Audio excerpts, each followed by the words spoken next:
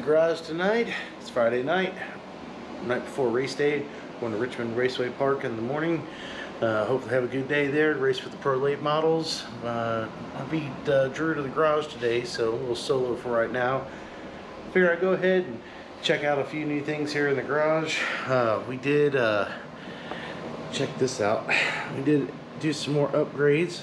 We've got our multi-fire spark plug wires, got those all in, looking fantastic, and they actually work just as good as they look. I'll turn the light on, it'll be easier to see for you guys. Check that out, very cool. Legend was over yesterday helping us get the carb all squared away. We're super excited about that, and I got left with, you guessed it, I got left with tire duty today. So while the boss is not here, I'm going to make an executive decision to cut these tires a little bit differently than what we've been cutting them. Let me see here. Find my stuff here. Here we go. Got just some, what do we want to call this? Spring steel. Got some spring steel here, and I'm using this to lay out my pattern on my tire. Previously, we've been cutting kind of on this angle right here for our front tires, and I just feel like that's a little too steep. So I backed it down to here. Want to mark my pattern out. Got the tire iron on, old Van Cheapstein, and I'm gonna get to working, and hopefully Drew will be here shortly, and we'll catch him too. Hold on, I'll move the wheel here in a second. What we got going on here? We got her set down on our bump. Yeah, we're trying to find what our true center to center is at full travel. The old-fashioned redneck way here. Yeah, we don't have no spring on there. We got it laid over. We were having an issue where our tie rod was hitting the frame right here. There's just a little bit of rub mark right there, but we've got it set all the way down. It's all crazy looking.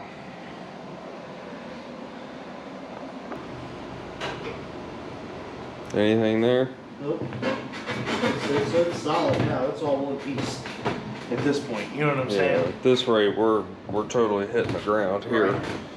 So we'll hit the bumper and it'll rebound it back up at that rate. I don't know. I'd say we'll take this one out and put another one of those in. Split the difference on this one. Right. And that's probably about all we can go. I mean, what are your thoughts?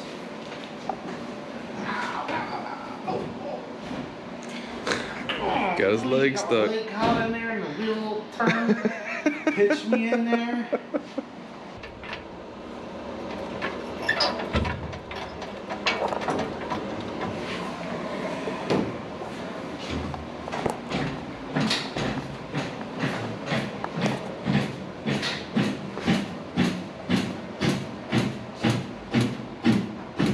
You okay over there? Yeah.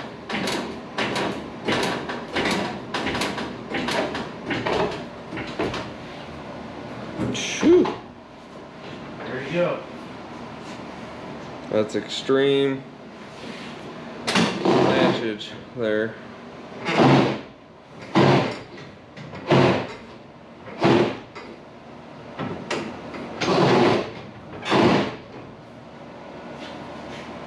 That's what it should look like going through the turn. They don't look like that. They don't hike up over like that. Well, good Lord. I don't know if you guys can see that by any means, but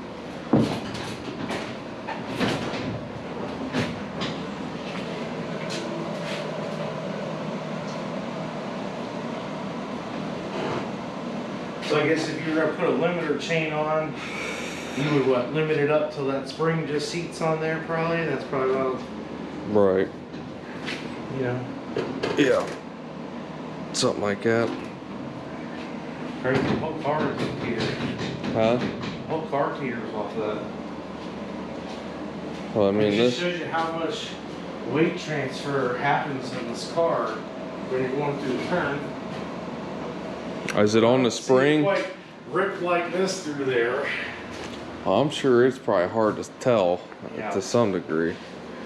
Well, because you're also banked the other direction. Right, yeah. I mean, sometimes it feels like that, I'll tell you that. We're on the right rear spring.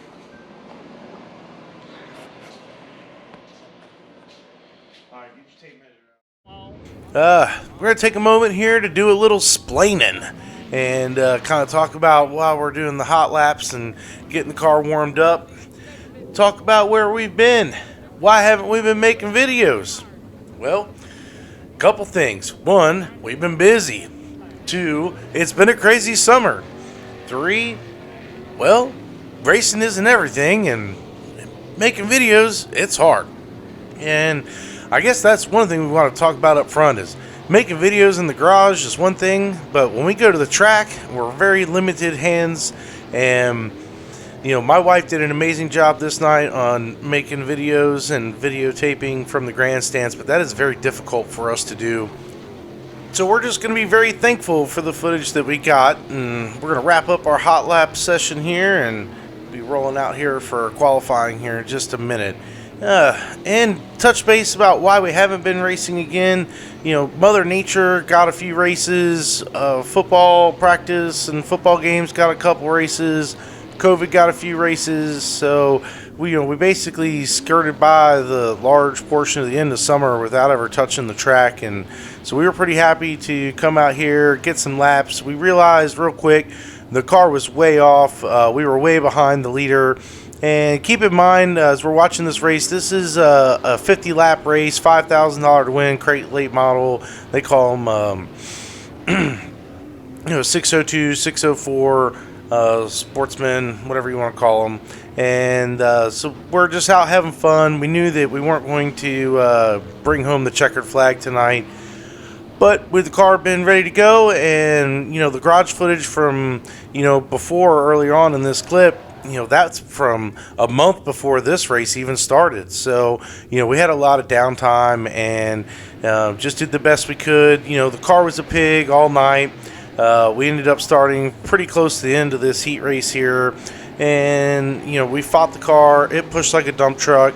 It didn't want to rotate. Pretty much the same old song and dance we've had with this car pretty much all year long. So we made a few adjustments, but we didn't really make any headway. I think as we get to the end of this, the footage kind of just cuts off, so I do apologize about that. But we basically fought long just to get along at the tail end of the pack to get some laps in. And, after this race, there's no clips of the B main, but we ran the B main and actually got the car freed up, and it was turning nicer. I think we made it 3 laps, and we had a brake line snap. And that was kind of a bummer. We pretty much were walking back, getting ready to put the car up on the trailer. At that point, the track officials came back to let us know that due to racing there all year and where we were at in points, they were going to give us a provisional spot on the tail end of the 50-lap feature. And so we had 2 decisions. One, do we want lap time and know that we're going to start in the back and remain in the back? And 2, are we going to be able to find a brake line to fix our car, because we broke a brake line in the B main. Lo and behold, about 8 rows down from us, we found a gentleman who had some brake lines in stock in his trailer. We purchased one from him. Hey, if you're out there watching, appreciate you. That was clutch, because we did want to race. We were just wanting the seat time. Went ahead, got the car fixed, got the brake lines all bled out. It was kind of a total mess. Not to mention, when we got to the track, the car wouldn't start. That's why there was no pre-race footage prior to hitting the dirt.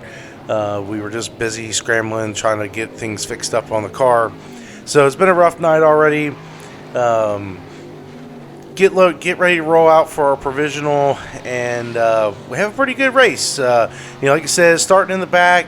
We'll let you guys check this out, and I'm going to turn the audio back up, and we'll be able to check back in if you're sticking around this long, and we'll update you on where we're going from here. So enjoy the start of the race, and we'll let you guys get some laps in here.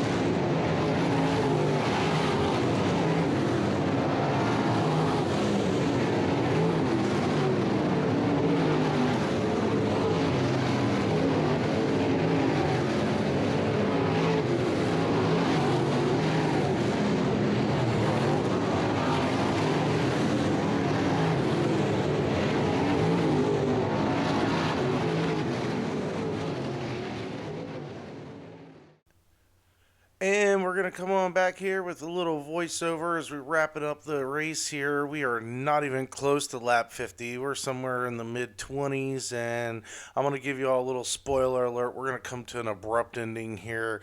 If you notice the car as it's coming out of the turns, each lap he's getting closer and closer and closer to that wall, and right there he got a little too high, and the loose dirt sucked him right up in there. There's a guardrail on the other side of that concrete wall, and it just shredded the car. And that was kind of how we ended that night. And we got a few still pictures here, a little bit of Drew's expression about how the car and how he felt after hitting the wall.